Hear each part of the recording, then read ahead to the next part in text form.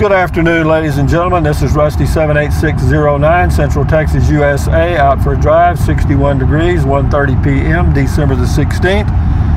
Moving along here about 63 miles an hour. That's super fast for me.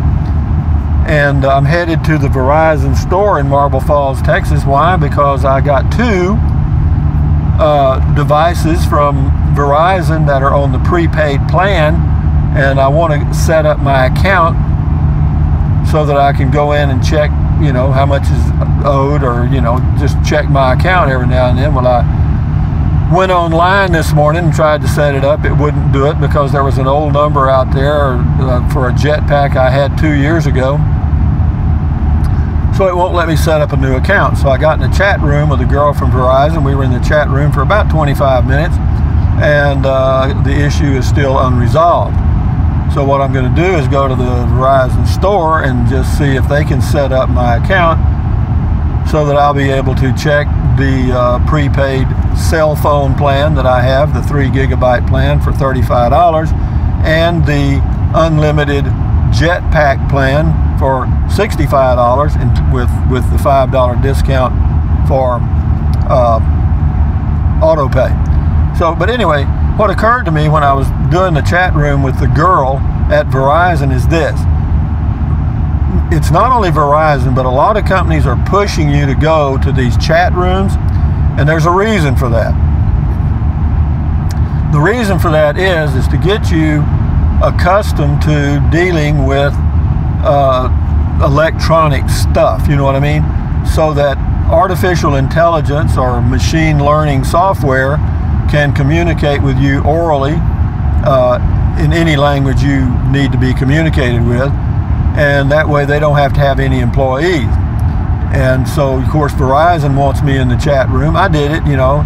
I don't really see how they win right now. Now, in the chat rooms now, probably a third of the chats are just artificial intelligence. You may not even be talking to a human at all, or there may be zero human intervention. And we'll get to the point probably in the next year where your chat room experience will be totally automated without human intervention at all.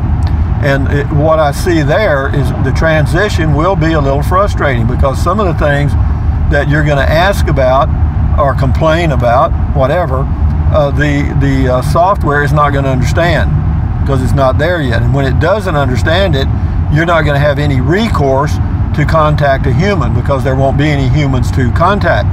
And that transition period is going to be very frustrating, I think, for a lot of people. But we're doing it. It's happening now. It's not a new, I mean, maybe some of you have already experienced it. Maybe some of you have not, but it's coming. And so it's going to be like, you know, whenever you remember many years ago, whenever you had a computer problem and you call customer service, you'd get somebody from India or Pakistan or Poland or wherever that would try to resolve your issue, and they couldn't really understand you and you really couldn't understand them. It was neither person's fault. It's just that it was a disaster. And, you know, they've brought a lot of the call centers back to the US for the English speaking people, which is great, but they still have call centers overseas. You know, they got them in Malaysia and different places. And it's not the fault of the people that work at the call centers, the fact that they can't express themselves clearly in English or understand it clearly. It's just that whenever you're learning a new language, it takes several years, because you have to get basically immersed in the culture to understand all the little, quote, inflections and nuances of a new language. And so that was a terrible transition back there 10 or 12 years ago. And, you know, we've kind of we got a little better for a while, and now we're going to go right back into it. But this time, guys, welcome to the new world, because it's going to be the world of AI, artificial intelligence, neural networks, and all that stuff. And I think just be prepared to deal with a little frustration. And here's something else. See, my option now, since, you know, I wanted to take a little drive anyway and do a short video, is you know, I can go to the store now and there's actually employees there, you know what I mean, and I can talk to someone and hopefully they'll get the issue resolved, and away I go in peace and harmony. But that's going to go away too. I mean, if you go into a store in the future, and they're already experimenting with them in the U.S. I know Amazon has some what they call cashier-less stores. Well, don't think that these other companies aren't looking at that very closely. Why? Because they don't have payroll. And you know, the artificial intelligence doesn't get sick, no health care, no workers' comp, no nothing. You know, the cost of an employee is high, and these corporations know it. So in order to maximize profits and run up their stock price and increase their earnings, you know, they're going to cut expenses, and that's what corporations do. It's not that like they're doing something wrong. If they didn't do it, then everybody would be fired. You know, the board of directors would probably be fired.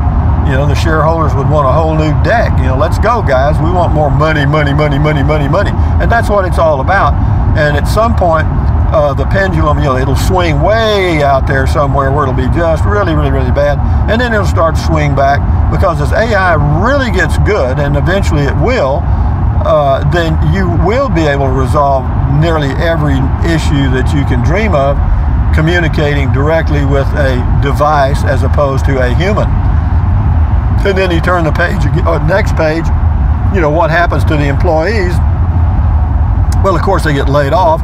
And then where are the jobs? Well, that's the question mark. That is the big question mark hanging over the whole world right now. What do we do with all these jobless people who derive their, quote, meaning from the work they do? You know, without work, people have no reason to be here. You know what I mean? It's kind of part of your life.